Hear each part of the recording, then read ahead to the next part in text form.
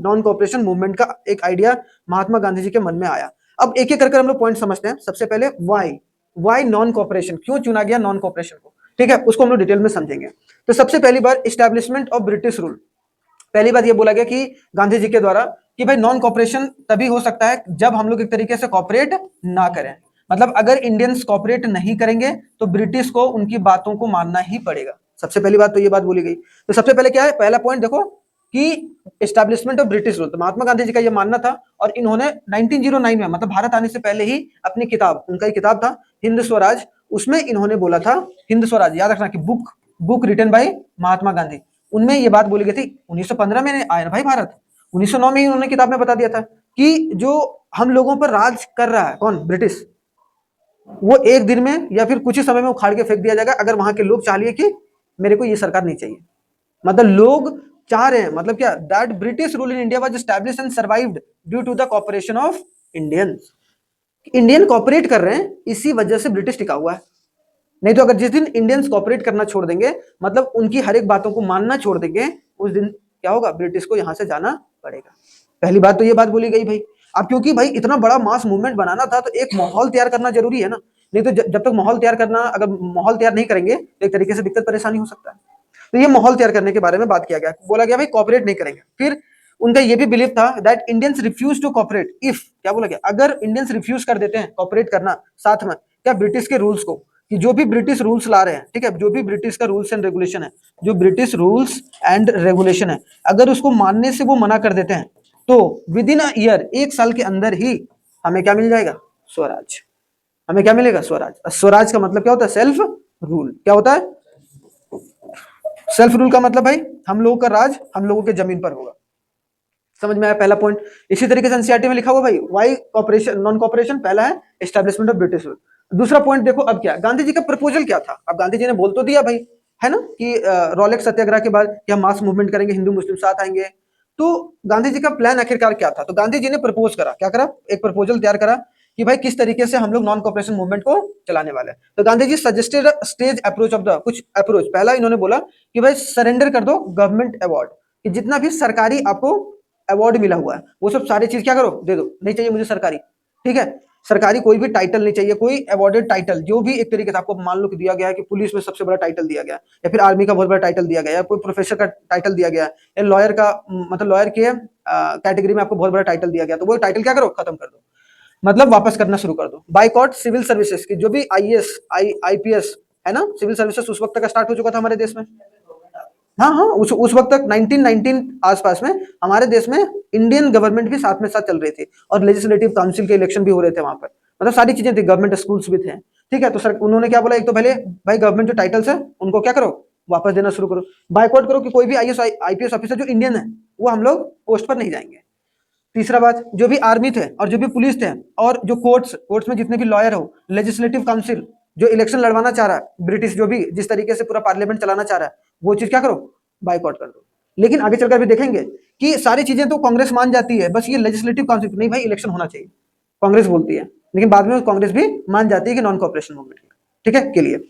तो ये सब बोला गया भाई स्कूल्स में जो भी बच्चे जा रहे हैं बंद कर दो, स्कूल मत जाओ, फॉरेन गुड्स जो विदेशी सामान है उसको यूज करना बंद कर दो। ये महात्मा गांधी ने पहली बात बोली।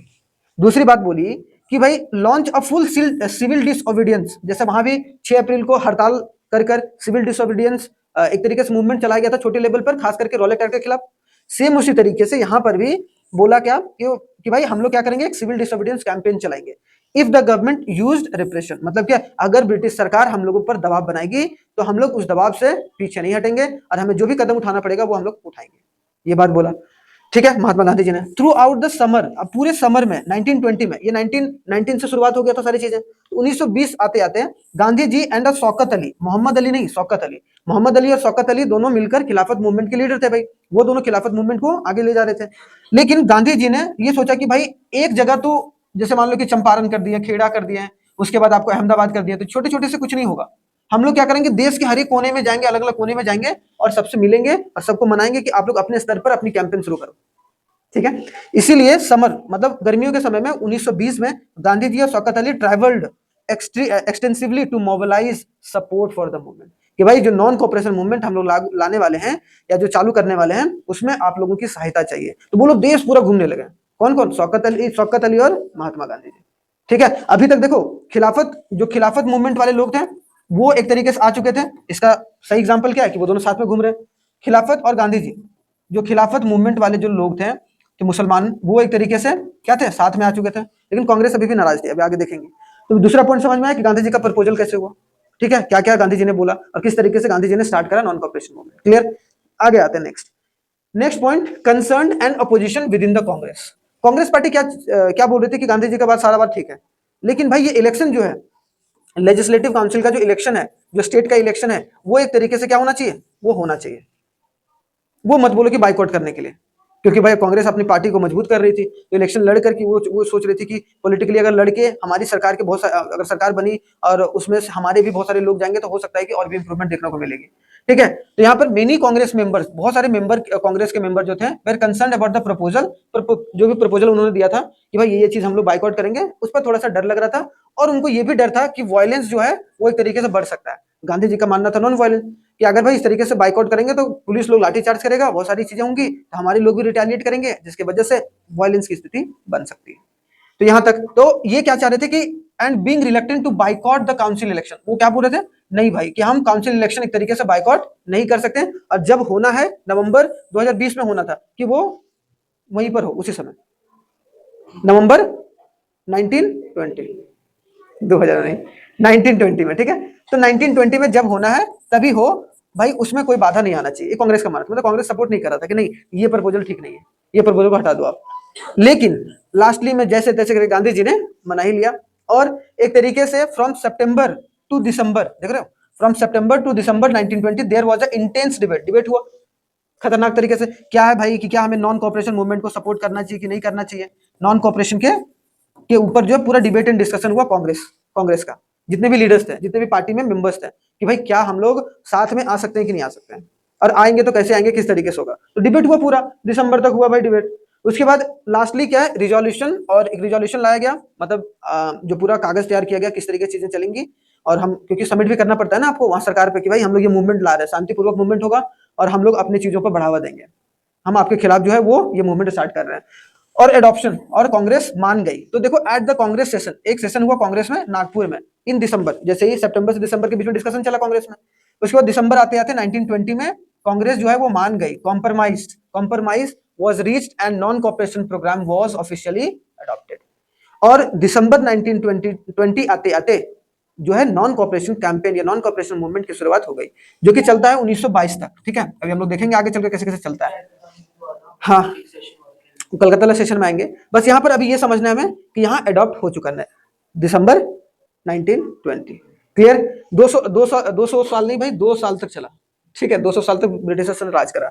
अब पार्टिसिपेशन और परसेप्शन क्या था कि कौन कौन से लोग, अब यहाँ पर क्या हुआ, 3 चीजें हुई कि एक तो खिलाफत मूवमेंट के लोग, मतलब खिलाफत बोल लो या फिर आप इसको ऐसे बोलो, हिंदू हो गया, मुस्लिम्स हो गया, और भाई कांग्रेस, तीनों क्या हो गए, आप एक ही ग्रुप में आ गए, जिससे हमारा संगठन क्या हो गया, मजबूत हो गया। नहीं वो था, लेकिन कांग्रेस अपने आप को अलग चाह रहा था ना, उसमें बहुत सारे लोग थे, उसमें हिंदू मुस्लिम दोनों थे। मुस्लिम का सिंपल सा सिंबलाइज है, खिलाफत मूवमेंट में जितने लोग सपोर्ट कर रहे थे वो भी साथ में आ गए थे। हिंदू का मतलब है जो स्वराज को सपोर्ट कर रहे थे, जो कांग्रेस नहीं जानते थे। बहुत सारे लोग हैं भाई नहीं जानते थे, कि आज भी बहुत सारे लोग जाओ गाँव में देखो कि वो नहीं जानेंगे कौन है कांग्रेस कौन है बीजेपी, वो अपना मजे से रह रहे हैं। हाँ, बहुत सारी चीजें देख रहे हो, हाँ बहुत सारी ऐसी स्थिति है। तो participation, the movement so wide spread participate, movement में बहुत सारे लोगों ने एक तरीके से पार्टिसिपेट करा, क्योंकि शौकत अली और जो गांधी जी ने एक तरीके से जब एक तरीके से ट्रैवल करा था और कांग्रेस ने भी अपना सपोर्ट दिया, तब एक तरीके से बहुत सारे सोशल ग्रुप जो है वो साथ में निकल के आए। Through the way of different groups conceive non cooperation varied, और नॉन कॉपरेशन मूवमेंट को बहुत तेजी से एक तरीके से शुरुआत मिली। And Gandhi ji approach aim to unite the diverse segment of Indian society in a struggle for independence. और गांधी जी ने भी बहुत सारी मेहनत करी, जिससे बहुत सारे जो अलग अलग लोगों सोच के लोगों को एक साथ लाया, ताकि वो एक साथ ही हमारे देश की आजादी के लिए लड़ पाए। तो यहां से पार्टिसिपेशन जो है वो एक तरीके से